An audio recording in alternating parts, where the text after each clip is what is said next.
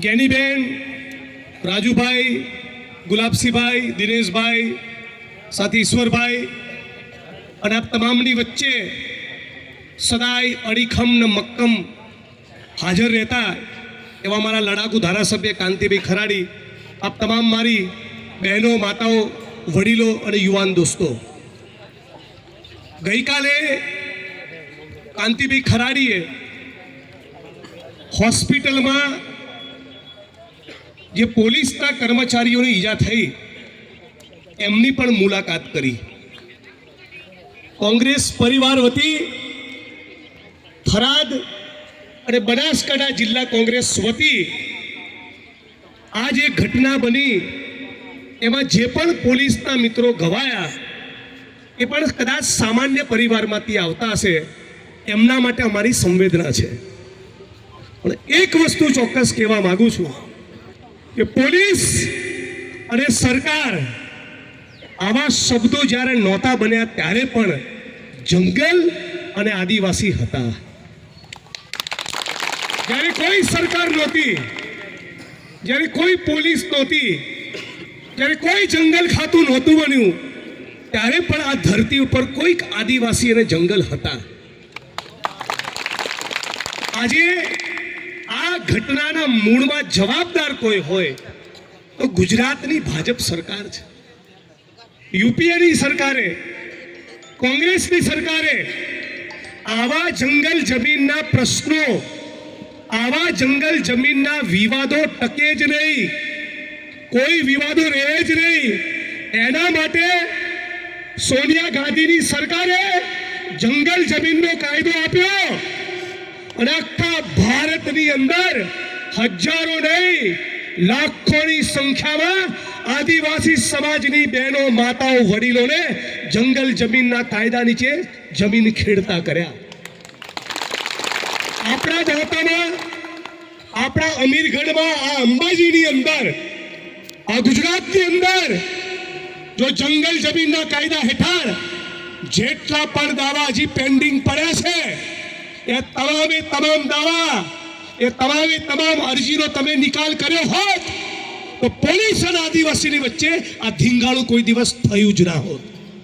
અને એટલા માટે અહીંના પોલીસ પ્રશાસન, જંગલ વિભાગ અને ભાજપની સરકારે જે ધોરણ લેવાનો છે, જે આ ઘટનામાંથી સબક લેવાનો છે, જે શીખવાનું છે એ છે કે દાંતામાં, અમીરગઢમાં, અંબાજીમાં જેટલા પણ જંગલ જમીનના દાવા પેન્ડિંગ હોય એ બધાનો 6 મહિનામાં તમે નિકાલ કરી દો. અને તમે નિકાલ નહીં કરો તો અંબાજીથી ઉમરગામ સુધીનો પટ્ટો અમે ગરમ કરીશું. અને અમે ગરમ કરીશું એટલે લાલ ચોળ કરીશું. અને આ ખાલી કહેવા માટે નથી કહેતા. હમણાં બેઠા બેઠા જ રાજુભાઈ અને કાંતિભાઈને કીધું ચાલુ કરો અંબાજીથી ઉમરગામની યાત્રા. અમે બધા કોંગ્રેસના સિપાહીઓ ડંકાની ચોટ ઉપર તમારી સાથે જોડાઈ જઈશું. અને એટલા માટે કહીએ છીએ કે એમ તમારા સમર્થનમાં જ્ઞાનીબેન, ગુલાબસિંહભાઈને હું આવ્યા છીએ. તમે જાણો છો જ્ઞાનીબેન એ જે પાર્લામેન્ટના મકાનમાં બેસે છે, હું જે વિધાનસભાના મકાનમાં બેસું છું, માનનીય મિહિરભાઈ પટેલ કલેક્ટર બનાસકાંઠા જે કલેક્ટર કચેરીના મકાનમાં બેસે છે, અને દાંતા પ્રાંત અધિકારીની તમારી કચેરી, આ તમામે તમામ મકાન એ ગુજરાત અને ભારતના આદિવાસી કડિયા મજૂરોના લોહીને પરસેવાથી ઉભા થયા. જે પોલીસનો દંડો તમને પડે છે એના પોલીસ સ્ટેશન, એ ડીવાયએસપીની ઓફિસ, એસપીની કચેરી, પોલીસ વડાની કચેરી, મામલતદાર ઓફિસો, કલેક્ટર કચેરીઓ, સચિવાલય, વિધાનસભાનું મકાન, ગુજરાતના ખૂણે ખૂણે બનેલા રોડ, રસ્તા, mall, multiplex, shopping centre, tower, મારું પોતાનું ઘર અને જંગલ ખાતાના વડાનું ઘર એ પણ તમારા બાપ દાદાઓના લોહી અને પરસેવાના કારણે ઊભા છે. આજે જે ઘટના બની એ ઘટનાને 1 સેકન્ડ માટે આપણે સાઈડમાં મૂકી દઈએ. અહીં આદિવાસી સમાજના ભાઈઓ છે, પત્રકાર મિત્રો પણ છે, પોલીસના કર્મચારીઓ પણ છે. એમને કહીએ કે તમે કાશ્મીરથી કન્યાકુમારી સુધી અને કચ્છથી લઈને પશ્ચિમ બંગાળ સુધી 10,000 લોકોને જઈને પૂછો કોઈ પણ રાજ્યમાં, કોઈ પણ પ્રદેશમાં, કોઈ પણ ધરતીમાં જઈને ઉભા રહો અને પૂછો કે એક બાજુ આદિવાસી છે અને એક બાજુ જંગલ ખાતું છે, કોણે કોને માર્યો હશે? તો જવાબ આવશે 10,000 લોકોનો કે આદિવાસીને માર્યો હશે. હવે હિન્દુસ્તાનના, ભારતના, આ દેશના કોઈ પણ ખૂણે જઈને પૂછો 10,000 લોકોને, 1 લાખ માણસને, એક બાજુ પોલીસ છે અને એક બાજુ આદિવાસી છે, વર્ષોથી માર કોણ ખાય છે? જંગલ ખાતાવાળા માર વર્ષોથી નથી ખાતા, પોલીસ વાળા માર નથી ખાતા, ધારાસભ્યો, સંસદ સભ્યો, મંત્રી, કલેક્ટર, એસપી માર નથી ખાતા. ઝૂંપડું તૂટે તો આદિવાસીનું તૂટે છે, પીઠ તૂટે તો આદિવાસીની તૂટે છે, કડીઓ મજૂર પડીને મરે 200-500 રૂપિયા માટે, ત્યારે પણ આ બધા સાહેબો કોઈ જોવા માટે નથી જતા. અને એટલા માટે તમારી વચ્ચે આવ્યો છું અને તમને કહું છું કે ભવિષ્યમાં આવી કોઈ ઘટના બને, તમને પણ કહું છું, અમે પણ કાયદો હાથમાં નહીં લેતા. તમે પણ વિચારજો કે પોલીસ તો કોઈ કોન્સ્ટેબલ, એ પણ કોઈક દલિતનો, કોઈ ઠાકોરનો, કોઈક દેવી પૂજકનો, આદિવાસીનો દીકરો હશે, એ તમારે પણ વિચારવાનું છે, મારે પણ વિચારવાનું છે. અને પોલીસના મિત્રોને પણ કહું છું કે તમને જંગલવાળા કે એટલે હાથમાં ધોકો લઈને પહોંચી ના જાઓ. જંગલ ખાતાના બાપનું જંગલ નથી.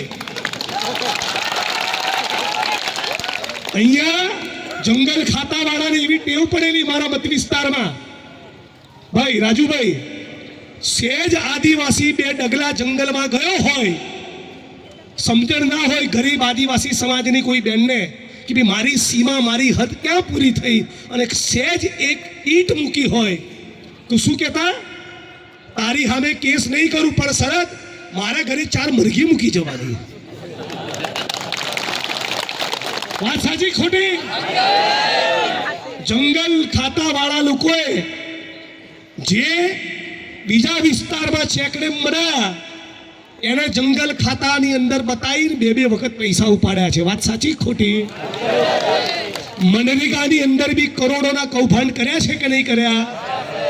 છાસવારે તમે તમારી જંગલ જમીન ખેડવા ગયા હોય છતાં તમારી સામે ચરબી કરે છે કે નથી કરતા? દાદાગીરીથી વાત કરે છે કે નથી કરતા? તો જેને પણ મનમાં ફાંકો હોય એને કહી દઈએ કે તારા ડ્રોન ઉડાડો છે ને, ફેંકી દેજો. તારા ડ્રોન ફોનનું કંઈ ફરક નહીં પડે અમને. અને તમારા આટલું બધું ડ્રોન ઉડાડવાનો શોખ થતો હોય તો અંબાજીના પવિત્ર ધામની ફરતે 2 કિલોમીટરમાં દારૂના અડ્ડા ચાલે છે, ત્યાં ઉડાડો ને.